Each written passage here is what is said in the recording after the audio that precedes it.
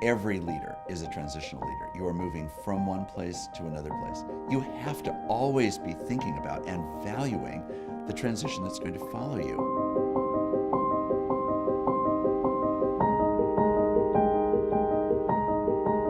Sometimes leaders are so obsessed with the transition that occurred before they got there that they don't actually turn around and acknowledge, wait, there's a whole transition that needs to follow me, and therefore I need to be deeply committed to the formation of the next generation so that in fact that process is not only attended to, but given to with passion, because that is the generation that will pick up the ball, however well or poorly it's been played, and it's going to be their opportunity to then take the ball and move it further down the field. I'm aware that I'm now partway into a presidency that I think will probably last around a decade.